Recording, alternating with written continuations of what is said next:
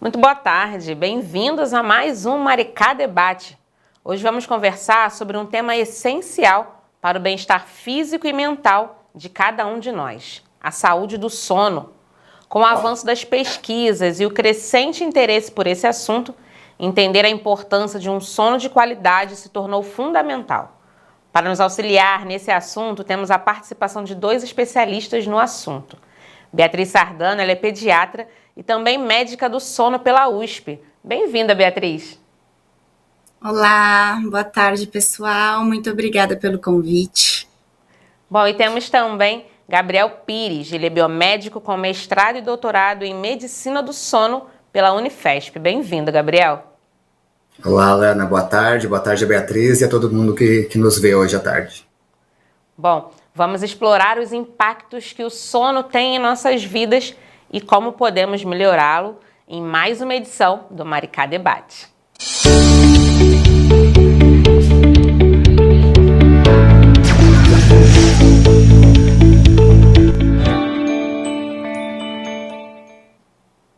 Bom, para a gente começar, eu queria ouvir um pouquinho, na opinião de vocês, por que a saúde do sono tem ganhado aí tanta relevância nos últimos anos?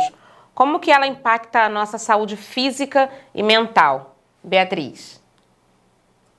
Bom, na minha opinião, eu acho que o assunto de sono ele ganhou muita relevância nesses últimos anos.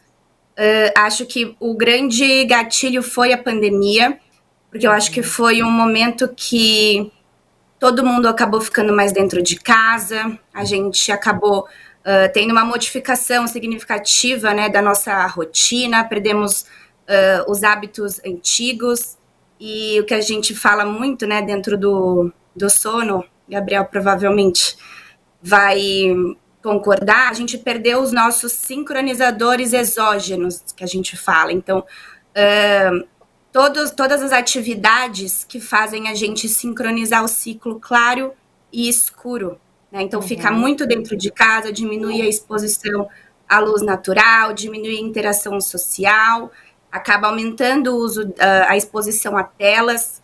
Então, tudo isso de forma conjunta e abrupta, creio eu que tenha sido um grande gatilho para esse assunto vir tão à tona ultimamente. Gabriel? Eu estou completamente de acordo. A gente já vinha dormindo cada vez pior, isso desde a década de 70, existem estudos que mostram que a gente vem dormindo cada vez pior, porque as cidades estão ficando cada vez maiores, porque a nossa rotina é cada vez mais caótica, mas a pandemia veio para realmente acabar com um sono de qualidade. Hoje, e muitos hábitos que se mantiveram desde a pandemia, né? Então, se a gente pega, por exemplo, a opinião de grandes sociedades médicas de medicina do sono mundo afora, por exemplo, da Sociedade Americana de Medicina do Sono, eles dizem que o principal ganho que nós tivemos nos últimos anos sobre o sono não foi tanto na pesquisa, no conhecimento sobre as doenças, mas foi no reconhecimento da população que o sono é importante. Mas o sono só é importante na medida em que as pessoas veem nisso um problema. O problema está em dormir pouco, o problema está em roncar e ter apneia do sono, o problema está em não conseguir dormir por conta e associar isso com a insônia. Isso é muito bom, o fato que as pessoas reconhecem o sono como algo importante. Mas também tem o lado ruim. Quanto mais as pessoas entendem a importância do sono, mais elas buscam tratamentos para isso que não necessariamente são os mais eficazes, os comprovados, os adequados, né? Sim. Agora, Beatriz, pensando aí, falando de pediatria, como que a qualidade do sono afeta o desenvolvimento infantil e quais são os principais problemas de sono que você observa em crianças? Bom, o sono infantil, na verdade, a infância, né, o desenvolvimento infantil como um todo, é um momento extremamente importante para a formação de todo o indivíduo, né? Então, a gente tem uma aceleração do crescimento somático, né, corporal, assim como uma intensidade de desenvolvimento cerebral, né, o neurodesenvolvimento, todas as aquisições, todos os aprendizados que a criança adquire nessa faixa etária vão contribuir para o ser humano, o indivíduo que ela vai ser na vida adulta. E então o sono ele é um dos pilares da sobrevivência humana e ele contribui diretamente com esse crescimento somático, visto que é durante o sono profundo, né, que seria o estágio M3, sono não REM, a gente tem a liberação do GH, que é o hormônio do crescimento, né? Na verdade, tem a liberação do pico do GH, que é o que contribui para o crescimento somático, e o sono contribui com a consolidação de memória e todo o aprendizado que a criança adquire na vigília, e tudo isso contribui com o desenvolvimento global dela, né? Tanto neurológico quanto físico.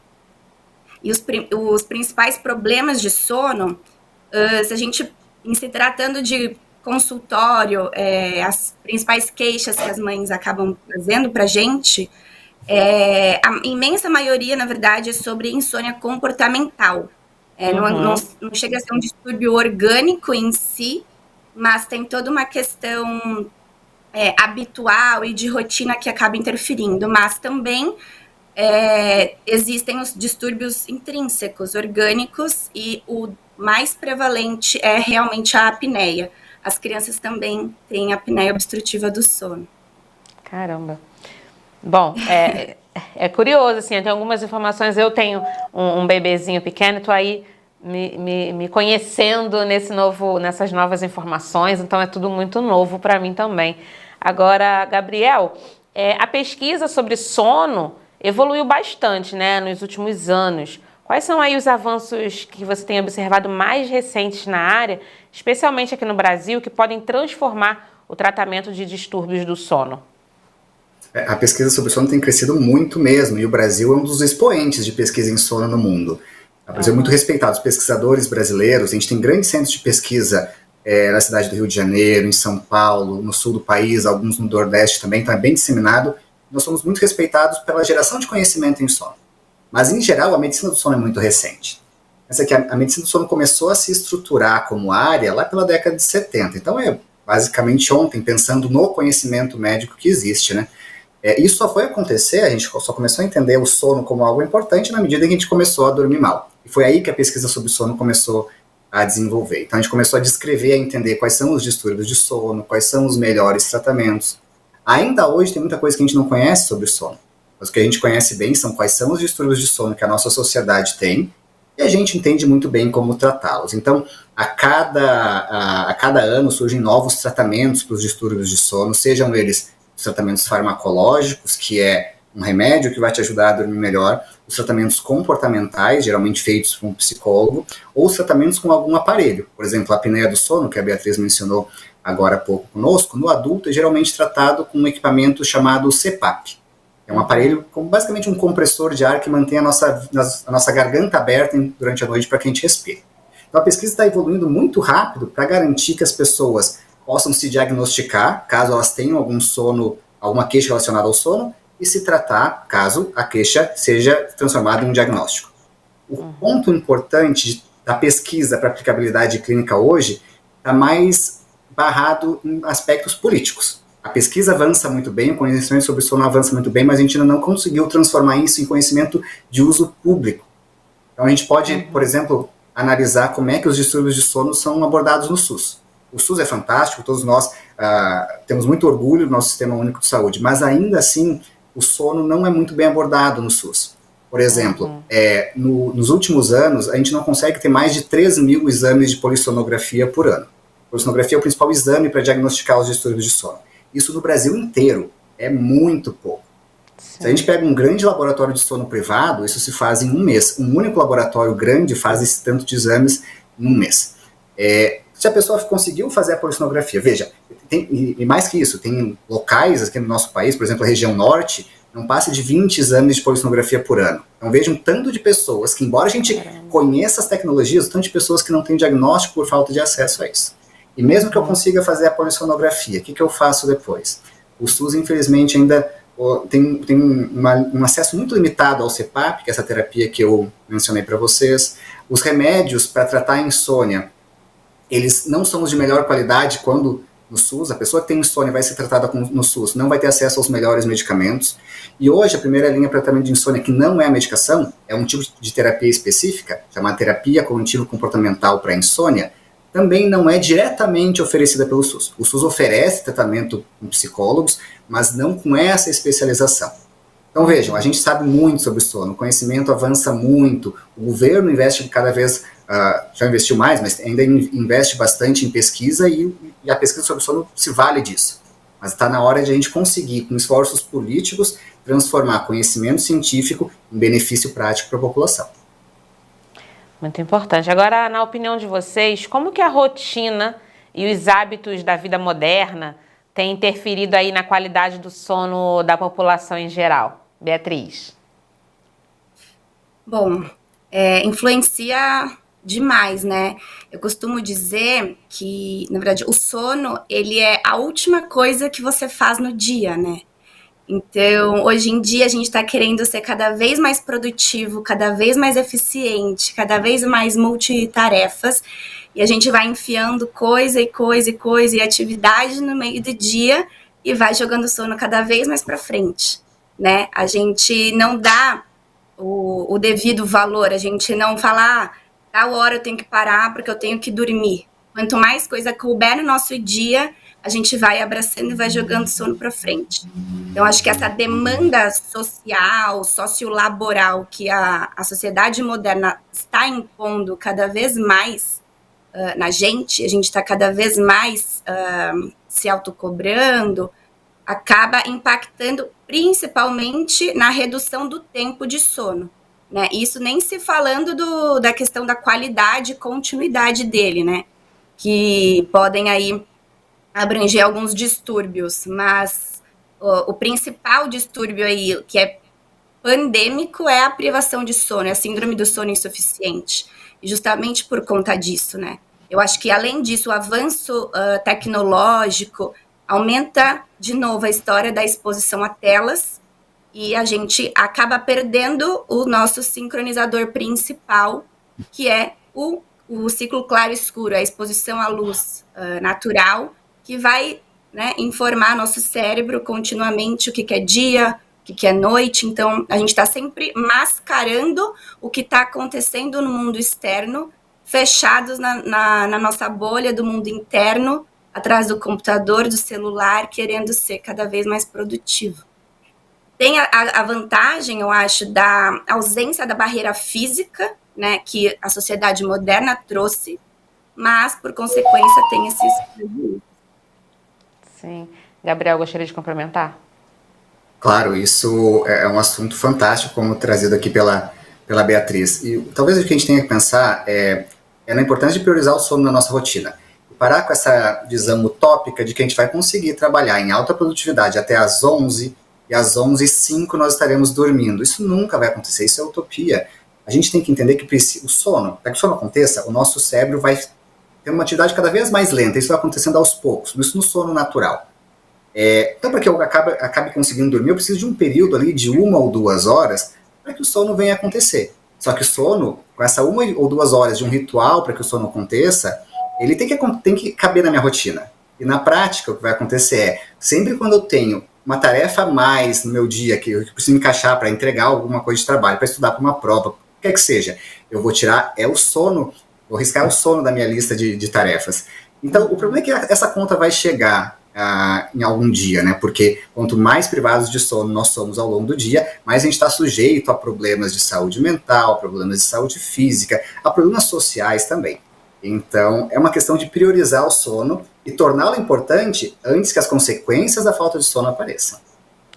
Sim, agora pensando aí nos sinais, Beatriz, quais são os sinais de que os pais devem buscar ajuda profissional para melhorar o sono dos seus filhos? Existem práticas recomendadas para melhorar o sono infantil? Então, na verdade, acho que tudo começa com a queixa clínica, né? Então, os pais, familiares, cuidadores só vão procurar ajuda quando aquilo realmente estiver sendo problemático para aquela família. Dentro da definição de distúrbios do sono, faz parte do critério uma repercussão diurna, um prejuízo, ou para a criança ou para a família, enfim, quem convive com ela. Então, a partir do momento da identificação desse prejuízo, a gente tem que ver o que é que está acontecendo. Então, destrinchar melhor essa queixa para poder dar as melhores orientações. Se a gente estiver falando sobre a insônia comportamental, por exemplo, com certeza a imposição, né, de hábitos positivos, uma rotina de sono, uma rotina pré-sono, com atividades sequenciais, repetidas, tudo isso vai ser muito benéfico. E cumprir isso de segunda a segunda, né? O cérebro não sabe quando é durante a semana, quando é final de semana, é tudo um dia após o outro. Óbvio que ninguém vive numa bolha, ninguém vive numa caixinha engessada, não precisa cumprir milimetricamente cada segundo. Mas quanto menor essa variação de horários, tanto para ir dormir quanto para acordar, já é muito vantajoso. E determinação de rotinas positivas, né? Rotinas que tragam uma atividade prazerosa para aquela criança, para ela criar um condicionamento positivo com o momento de dormir e não crie uma rejeição, né? E algo que caiba dentro da dinâmica dessa família, porque a família vai ter que abraçar a causa, a família vai ter que entrar um pouco nessa rotina, não adianta querer colocar a criança para dormir e fazer festa, né? Tem que todo mundo meio que entrar junto ali nessa mudança de hábitos. Mas eu falaria mais que é algo dentro da rotina, dentro do hábito, mantendo uma regularidade. Essa acho que é a melhor dica que eu poderia dar. Maravilha. E, Gabriel, dentro do campo da psicobiologia, como os fatores emocionais e psicológicos afetam aí a qualidade do sono? O estresse, por exemplo, é sempre um vilão? É sempre um vilão. Isso acontece porque a gente vive, como a gente já falou aqui, numa sociedade que é estressante e estressada quase como regra hoje em dia, né? A gente tem que entender que é natural que todas as pessoas durmam. A gente foi feito biologicamente para dormir. Mas tem um certo fator aprendizado no modo que a gente dorme. E até faz um pouco de referência com a área da Beatriz. Pensem o seguinte, quando a gente era criança, nossos pais nos levavam para a cama em um determinado momento, contavam uma historinha, ouviam uma música, a gente conversava um pouco e o sono ia chegando aos poucos, naquele ambiente que era um ambiente de conforto. O quarto da criança é um ambiente de conforto, de maneira que aos poucos a criança vai associando o conforto do quarto e da cama com a resposta natural de dormir. Dormir se torna natural. A criança vai condicionando, isso é um condicionamento baseado na psicologia mesmo, esse condicionamento vai fazendo com que a criança entenda que o quarto é o lugar de dormir. O cérebro, ao chegar no quarto, quase que naturalmente vai desacelerando, porque esse condicionamento foi muito bem estabelecido. Hoje, o que nós adultos fazemos é desaprender o modo de dormir. Pensa o seguinte, se eu estou numa situação estressante no meu trabalho, eu recebo e-mails do meu chefe às 11 da noite, e eu me sinto na obrigação de responder ao meu chefe porque eu posso ser demitido daqui a pouco. Eu levo meu celular para a cama. O que meu cérebro faz? Meu cérebro que aprendeu desde a minha infância, que ao chegar na cama eu devo desacelerar, ele está desaprendendo isso. Aí eu chego na cama e basta uma notificação no meu celular para que meu cérebro dispare, que é o oposto do que a gente quer. A gente quer dormir, a gente quer que o cérebro vá ficando cada vez mais lento. Então veja como a minha rotina vai fazer com que ao chegar na cama, eu comece a ativar todo tipo de pensamento que não deveria estar ali. Isso vale para qualquer tipo de problema, né? Pode ser um problema profissional, um problema conjugal, um problema financeiro, pode ser que o meu time perdeu, qualquer coisa. Se eu levo os problemas para a cama, eu vou acabar dormindo mal, né? O problema é que quando isso começa a se tornar repetitivo. Dormir mal por um estresse pontual é natural para todo mundo. Se alguém perdeu um ente querido, se no dia de hoje eu me machuquei, se eu recebi uma notícia ruim hoje, se hoje, nesse dia, o meu time perdeu, talvez eu não durma bem. Isso é uma resposta, às vezes, até protetora.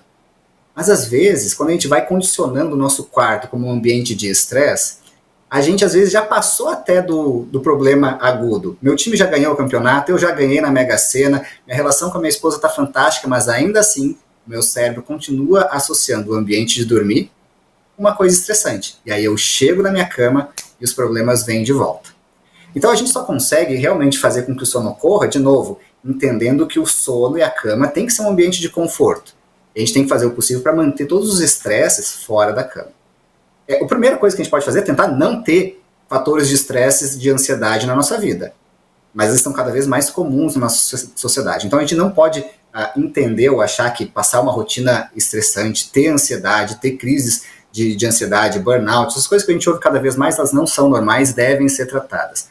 Tratadas, né, pelo profissional competente para isso, seja o psicólogo, o psiquiatra, quem quer que seja. E na medida em que o sono de má qualidade vai começando a aparecer na nossa rotina, que a gente seja capaz de identificá-los e buscar o profissional mais adequado para que a gente possa tratá-los. Então, uma pessoa que vive uma rotina de estresse ou de ansiedade, realmente dormir mal é um dos primeiros sintomas. Aí aqui a gente vem falando como que o estresse pode afetar o sono. E o oposto também acontece. Pessoas que já vêm dormindo mal podem desencadear problemas de saúde mental também. Então, a relação oposta. Pessoas com insônia muito comumente têm depressão, por exemplo. Então, a gente vê problemas no curto, no médio e no longo prazo. No curto prazo, uma noite mal dormida vai fazer com que eu passe o dia mal-humorado, desatento, estressado. A médio prazo, se eu tenho passado alguns meses ou anos com sono de má qualidade, eu vou ter uma chance muito maior de desenvolver transtornos de ansiedade e depressão. E a longo prazo, pessoas que passaram a vida com sono de má qualidade, seja porque tinham algum distúrbio de sono, ou que talvez tinham uma rotina tão atribulada que não conseguiam dormir em quantidade suficiente. Essas pessoas vão ter uma chance muito maior de desenvolver, por exemplo, a doença de Alzheimer. Então veja que a gente paga um preço, tanto de uma noite mal dormida, quanto de uma vida mal dormida.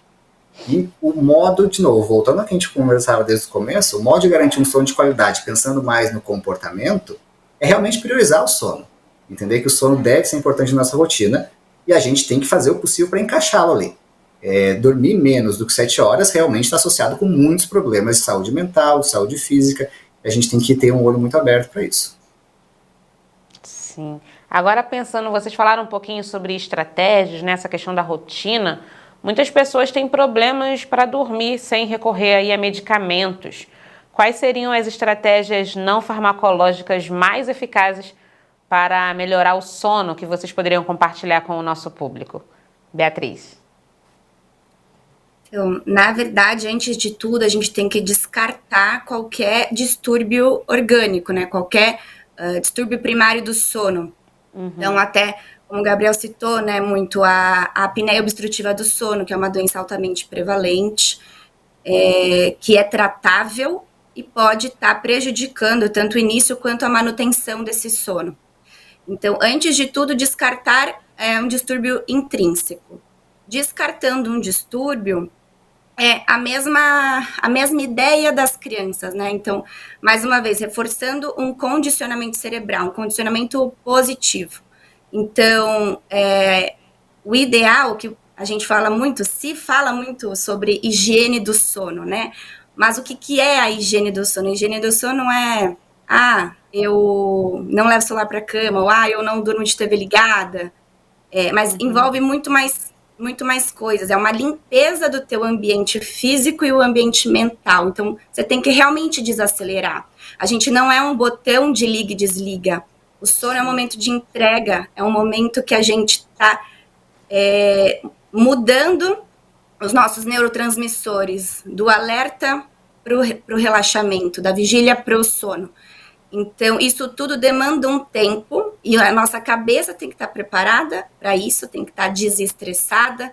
Então, uma dica que eu sempre dou, assim, se você está preocupado com o dia seguinte, com um monte de compromisso que você tem para fazer, que não vai dar tempo, que hora você vai ter que acordar, antes de deitar, anota num papel, num planner, uma agenda qualquer, e transporta isso para o papel, todos os seus compromissos, organiza o seu dia seguinte num papel, porque você acaba deixando a cabeça organizada também. Um monte de compromisso solto vira uma bagunça, a gente perde a dimensão dos problemas, né?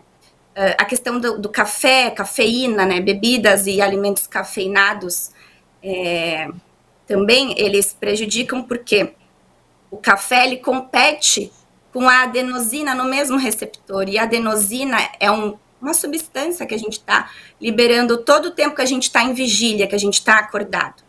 E essa substância vai se acumulando no cérebro e ela gera uma pressão de sono no final do dia. Se a gente está tomando muito café ou chocolate, refrigerante, tudo que contém cafeína, tudo isso está competindo com a adenosina pelo mesmo receptor. E cada um tem um tempo de metabolização da cafeína. Então, a gente orienta em média de 6 a 8 horas antes do horário que você pretende dormir, você diminuir essa ingesta, por exemplo. Também é uma outra dica legal, mas óbvio que isso é muito individual também. Tem gente que demora mais, tem gente que demora menos para processar. Uhum. Que mais? A diminuição da exposição às telas, né, a luz emitida das telas, esse espectro de luz azul reduz a liberação de melatonina, que é o hormônio da noite, ajuda a gente nesse processo de sinalizar ao cérebro que é noite, que a gente precisa adormecer. Então, é isso que eu me lembro por agora. Não sei se o Gabriel quer complementar com outras dicas. Por favor, Gabriel. Claro, eu acho que uma coisa muito importante quando a gente fala de higiene do sono, e mais do que só na higiene do sono, a gente pode dizer da seguinte maneira: a higiene do sono é muito boa para promover bons hábitos de sono, ela é muito boa para prevenir que um distúrbio de sono se estabeleça, principalmente a insônia, na criança e no adulto, mas vão existir casos em que a higiene do sono por si só não é suficiente. Então, quem aqui nos vê e nos ouve pode buscar na internet por dicas de higiene do sono. Em geral, a gente tem muitas dicas na internet, a maior parte delas costuma ser adequada. Procurem as dicas de higiene do sono da Associação Brasileira de Sono para ter uma lista boa de dicas. Mas quando a gente já tem um problema bem estabelecido de insônia, por exemplo, a gente precisa realmente buscar por um auxílio extra. A higiene do sono pode prevenir que a insônia se estabeleça. Uma vez estabelecida, a gente precisa de mais tratamento. E aí a gente vem num ponto muito importante, que é o tratamento para a insônia. Quais são os tratamentos? Porque hoje a gente vive uma panaceia de uso completamente desregrado, desenfreado de medicação para dormir. Vários tipos de medicação, e realmente a gente está usando muito mais do que o natural, do que o recomendado. As medicações para dormir, as principais delas, se a gente for bem preciso em como elas deveriam ser utilizadas, elas não deveriam ser utilizadas por mais de 3 meses. Uma vez que se começa a medicação para dormir, a gente já deveria ter um plano de como retirar essa medicação daqui a 3 meses. Na prática, as pessoas usam essas medicações por anos. E a verdade é que não existe nenhum remédio que vai induzir um sono de qualidade. O sono, como a Beatriz vem aqui nos explicando, ele é muito complexo quando a gente pensa do que acontece dentro do cérebro. Não existe um remédio que vai induzir um sono de qualidade. Então, a gente volta naquela utopia de que a gente vai trabalhar loucamente, aí com uma pílula o sono vai acontecer naturalmente. Não vai. O sono não induz, a medicação não induz um sono natural, bebidas alcoólicas não induzem um sono natural. Então o que a gente tem que se conscientizar é que ao invés de induzir um sono quando a gente está tendo insônia, ao invés de induzir ele com um remédio, a gente tem que identificar o que causa o meu problema de dormir, ou o meu problema de sono, e aí tirar o problema do caminho. Não é fácil fazer isso, é muito difícil na verdade. E quem que vai nos ajudar? Um profissional da saúde. Nesse caso, no caso específico da insônia, o psicólogo pode ser o primeiro profissional para isso. O que o psicólogo faz? A gente vem falando aqui de como as rotinas de vida podem piorar o sono e ocasionar insônia, e a verdade é que a insônia é muito causada por problemas, ou do nosso comportamento, como eu organizo meu dia, as coisas que eu faço próximo ao horário de dormir, ou problemas da minha cognição, como eu interpreto meus problemas, interpreto meu dia, interpreto o próprio horário de dormir. Então, se eu realmente estou com insônia, eu preciso reestabelecer uma rotina de bons hábitos. E o psicólogo pode fazer isso. E eu trago a ideia do psicólogo justamente para deixar claro que a gente não trata a insônia com remédio, pelo menos não como primeira opção. Claro que os remédios indutores de sono são muito importantes, em casos bem identificados, bem selecionados e prescritos por um médico. A medicação para dormir não deve ser feita sem prescrição. E aí, nesse caso, é a prerrogativa única do médico. É só o médico, não é o amigo, o vizinho ou o parente que vai prescrever a medicação para dormir. E sim é o médico. Quem vai tratar a insônia? Por vezes o médico com medicação, por vezes o psicólogo com esse tipo específico de terapia. O importante, então, é fujam da automedicação, porque hoje nós temos remédios, nós temos a melatonina, que é vendida livremente nas farmácias, e que tem um efeito muito menor do que as pessoas pensam quando a gente fala em suplementação. O efeito realmente não trata uma insônia, às vezes a gente está tapando o sol com a peneira.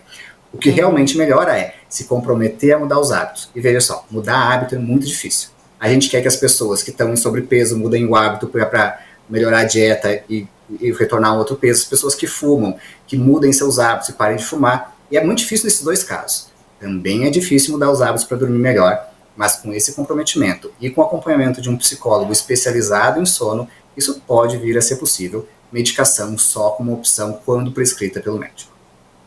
Importantíssima observação, viu, Gabriel? Agora, Beatriz, a educação sobre o sono nas escolas e nas famílias também é uma solução viável? Como incentivar aí uma conscientização maior sobre esse tema na infância? Olha, se a gente tivesse acesso à educação sobre o sono nas escolas, acho que muita coisa seria muito melhor. Eu acho que a rotina das crianças seria muito melhor.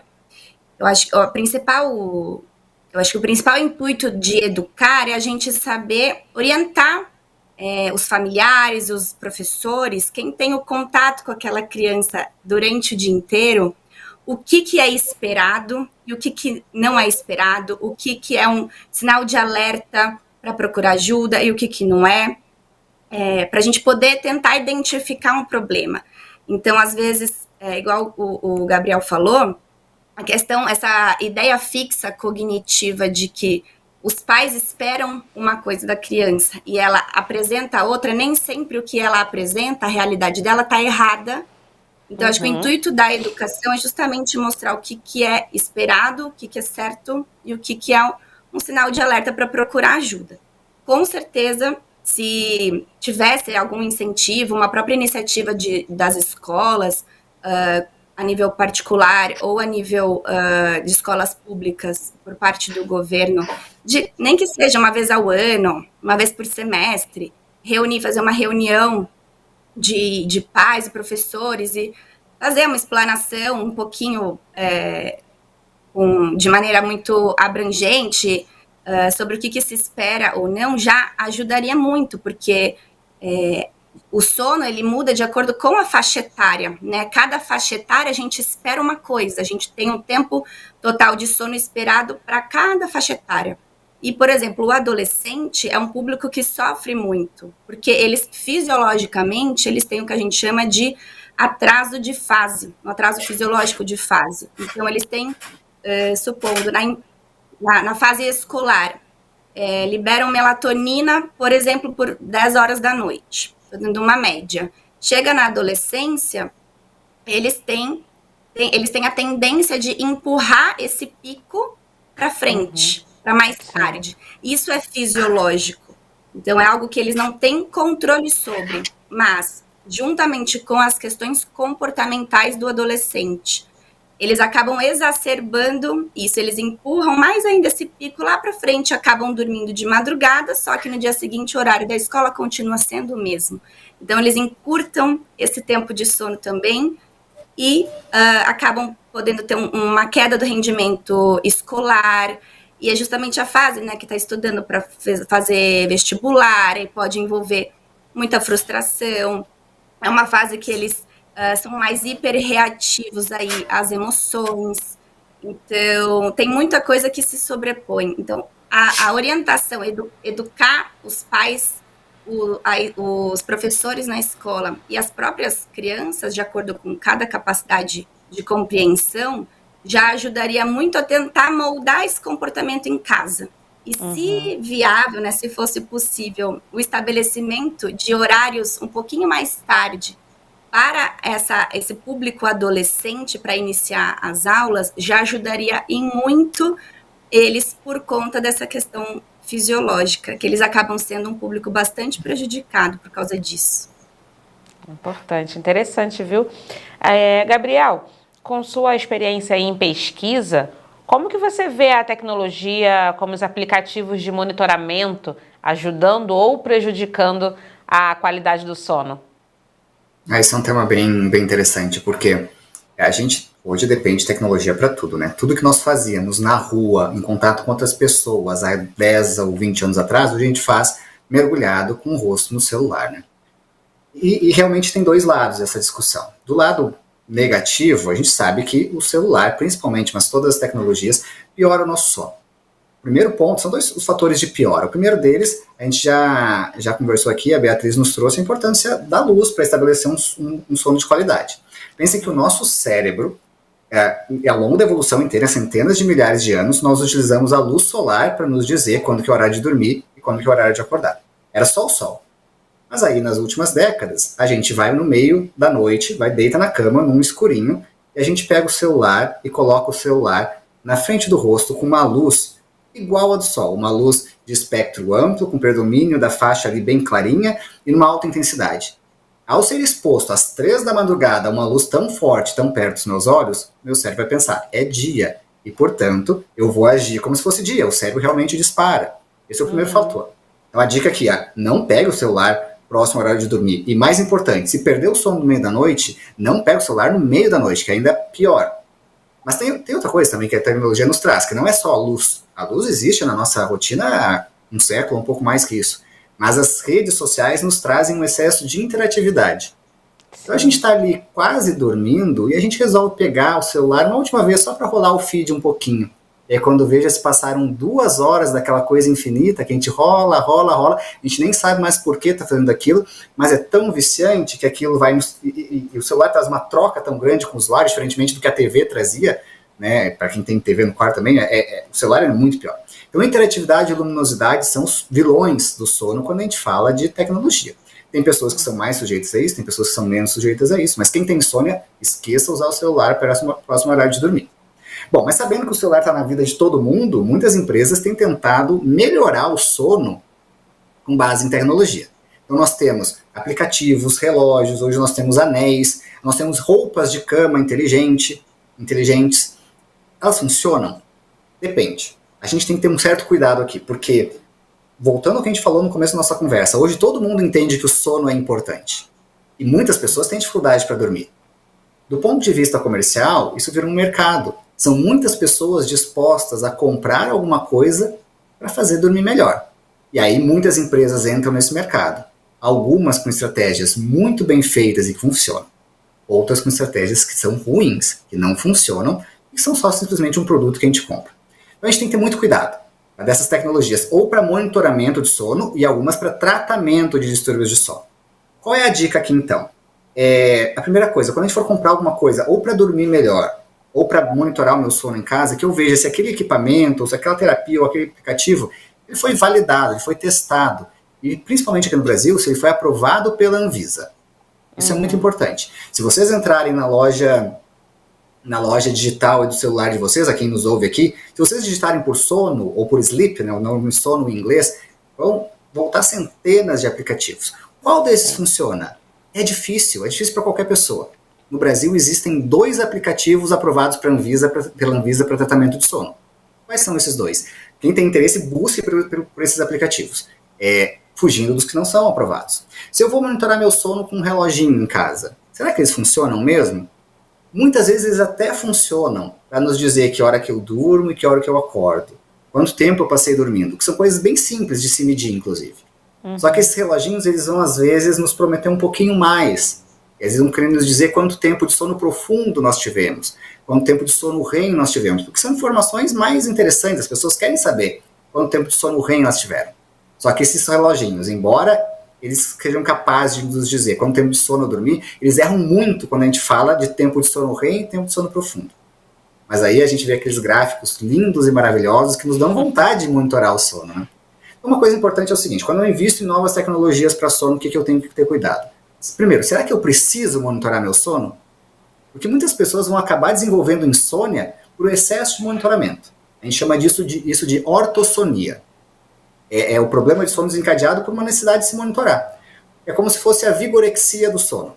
Sabe vigorexia? Aquele cara que vai para academia tanto, é tão obcecado pela aparência, que vai acabar desenvolvendo problemas de autoestima e de imagem do corpo e tal. A ortossonia é parecida. Meu sono até é bom, mas eu monitoro tento achar o problema, que eu encontro o problema. E acabo dormindo pior porque me monitoro demais.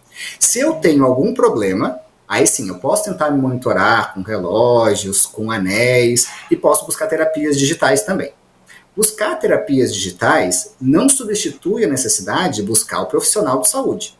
Na verdade, as coisas estão evoluindo tão bem que muitas vezes hoje os profissionais de saúde estão indicando as tecnologias novas para ajudar no tratamento. Então, para resumir, sobre essas novas tecnologias, a primeira coisa é, qualquer coisa que a gente venha utilizar na cama para dormir melhor, vai piorar. Um aplicativo que tenta nos induzir a dormir, não dá certo. Isso não funciona realmente. Hoje, a gente teve uma panaceia dos vídeos de ASMR para dormir. Aqueles vídeos no YouTube que induziriam sono. Isso é a terra plana da medicina do sono. Realmente não funciona. A gente tem que fugir disso. Mas então, se a gente quer usar uma nova tecnologia, primeiro, pergunta para o teu médico, pergunta para o teu psicólogo, o que funciona? Busca que eles são validados no Anvisa. E geralmente os que são validados são aqueles que vão nos dar dicas ao longo do dia sobre como eu devo agir para dormir melhor. De novo, eles não vão induzir o sono, como a gente falou antes. Eles vão me ensinar que é um sono de qualidade. Então, que a gente tenha cuidado de fugir do que atrapalha o sono e busque as poucas, mas existentes, as tecnologias que podem nos ajudar. Maravilha. Agora, queria ouvir um pouquinho vocês dois sobre o que podemos esperar para o futuro em termos de tratamentos, estudos e conscientização sobre a saúde do sono. Tem inovações aí no nosso horizonte? Quem gostaria de começar? Beatriz? Pode ser. Então, vamos lá. A medicina do sono, ela é muito nova, é muito recente. Então, tudo que a gente está descobrindo é tudo muito recente. Então, está tudo cada vez mais sendo descoberto. Tem muito mistério ainda dentro do mundo do sono. Tem muita coisa que ainda não tem explicações claras. Muitas coisas ainda que faltam estudos para comprovar, principalmente com o público infantil, né? No sono em geral já tem pouco estudo, com criança, então, muito menos. Então, tem muita coisa ainda para ser descoberta. Com certeza, estamos avançando muito, tanto em questão de estudos mesmo, quanto em desenvolvimento de fármacos, né, de medicações em geral, para insônia, para narcolepsia. Claro que muitos deles, principalmente farmacológicos, não tem o pioneirismo no Brasil, acaba chegando depois, tem fornecimento externo na Europa, nos Estados Unidos, às vezes chega aqui mais tarde. Tem medicação que até hoje não tem aqui. E em termos tecnológicos, né, a tecnologia, eu acho que ainda vence ainda mais essas barreiras físicas e acaba chegando quase concomitantemente. Então, e esses relógios, esses anéis que o Gabriel comentou, estão vindo assim com muita força. As empresas estão querendo validar esses instrumentos, né, parear eles com polissonografia, para eles se tornarem fidedignos no sentido desse monitoramento de sono, e isso está vindo com muita força. Então, acho que em breve, num curto prazo, eu acredito que essa validação já vai ocorrer. Mas, e isso é uma informação, uma notícia muito boa, mas eu tenho um pouco de receio justamente por causa do que o Gabriel comentou, que as pessoas, eu acho que talvez fiquem muito bitoladas, né, nessa questão de monitorização, e sem nem saber se aquele tempo de sono profundo que o relógio mostrou tá bom ou não tá. Às vezes eu tenho amigos que falam, nossa, eu tive só, sei lá, 1 hora de sono profundo, mas assim, você nem sabe se isso é normal, se isso não é, né? Então, eu acho que mais do que monitorizar, é conscientizar, voltando no assunto educação, sobre o que é esperado, o que é normal, o que não é. Então, tem essa via de mão dupla, mas tá tudo dentro da medicina do sono está avançando muito, com muita velocidade. Gabriel, gostaria de complementar? Claro, eu concordo completamente que a gente vai ter novidades nas tecnologias em sono, em novos remédios, em novas técnicas na psicologia para tratar o sono. As duas coisas que eu acho que são essenciais para que a gente consiga dormir melhor com avanços que vão chegar. O primeiro delas é ensinar sono aos profissionais de saúde. Eu tenho certeza que a Beatriz, assim como eu, a gente escutou muito pouco sobre saúde do sono durante a faculdade. É verdade que os profissionais de saúde são formados com muito pouco conhecimento sobre isso. Só que, ao ponto que a gente tem pouco conhecimento, uma vez que se está atendendo clinicamente, as queixas de sono são muito comuns. O que acontece quando um profissional de saúde recebe queixas de sono no consultório e não sabe tratá-las? Vem um diagnóstico errado, vem um tratamento errado, não por falta de capacidade do profissional de saúde, seja o médico, psicólogo, fisioterapeuta ou dentista, não é falta de capacidade, é infelizmente falta do conteúdo na graduação. Então, seria muito bom ver que as faculdades insiram cada vez mais conteúdos de sono na formação dos profissionais para que a gente possa abordar o sono com qualidade, porque esses problemas vão chegar no consultório, os pacientes vão reclamar do seu sono. E o segundo ponto é, uma vez que as pessoas levam esse questionamento, as queixas de sono para o consultório, que a gente possa cada vez mais oferecer diagnóstico e tratamento para os distúrbios de sono no SUS. Então, trazendo de novo a ideia de que o SUS é maravilhoso, todos nós temos muito orgulho do SUS, mas infelizmente na medicina do sono a gente tem uma abordagem muito limitada. Se nos próximos anos, com o apoio dos profissionais de saúde e de entidades políticas, a gente conseguir mudar isso, a gente realmente vai ter um sono de melhor qualidade no Brasil. Maravilha. Bom, nós estamos nos aproximando aí do fim de mais um Maricá Debate e eu queria saber se vocês querem acrescentar mais alguma informação à nossa conversa. Fiquem à vontade também para divulgar as redes de vocês, para quem ficou interessado em saber um pouco mais sobre esse assunto. Beatriz. Eu queria agradecer o convite, a oportunidade aí de falar sobre um pouquinho do que eu venho estudando nos últimos anos. É muito importante a gente disseminar informação, eu sou super a favor de disseminar uma informação correta, uma informação baseada em evidência, né? Então, agradeço muito a oportunidade. Acho que tudo que foi falado aqui foi super relevante e já é bom implantar a sementinha aí na cabeça de todo mundo, para todo mundo já refletir e priorizar o sono dentro da nossa rotina diária. Caso ainda tenha dúvidas ou tenha dificuldade aí no manejo do seu próprio sono, está suspeitando de algum problema relacionado ao sono, que procure um profissional especializado. Tá? É multiprofissional, né? Então pode ser médico, pode ser psicólogo, fisioterapeuta, fonoaudiólogo, dentista, uma equipe multi que trabalha em conjunto. Então, procurando qualquer profissional de saúde, com certeza vai estar bem amparado e bem encaminhado. Se tiver alguma dúvida, eu estou super à disposição para ajudar. Vou deixar o meu arroba do Instagram, é dra.beatrizsardano, e é aberto, podem me mandar mensagem, quem quiser, que eu estou à disposição. Muito obrigada. Gabriel. Muito bom, eu acho que a gente teve uma conversa muito legal aqui, e eu e a Beatriz nós concordamos muito em muitos pontos, né, de que realmente a gente precisa entender que o sono é importante. À medida em que as pessoas reconhecem, isso é o primeiro passo para que a gente durma melhor. Então eu espero que as pessoas que nos veem e nos ouvem aqui hoje possam, a partir de hoje, já começar a mudar hábitos, priorizar o sono na sua agenda, e assim aos poucos primeiro as pessoas, depois a sociedade, vão dormindo cada vez melhor. Eu fico muito feliz que a gente tem esse espaço aqui para trabalhar e discutir sobre sono, e que a gente tenha espaço assim cada vez mais para que a ideia de um sono de qualidade se dissemine.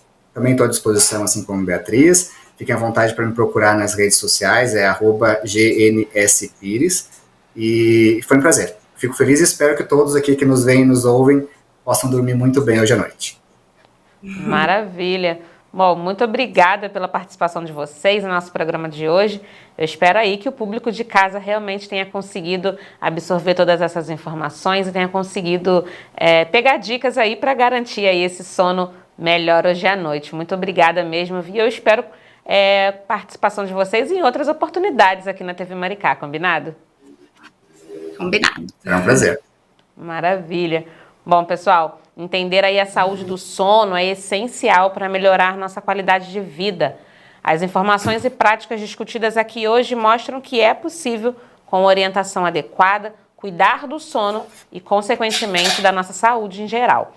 Que este debate sirva como um ponto de partida para mudanças positivas na rotina de todos nós.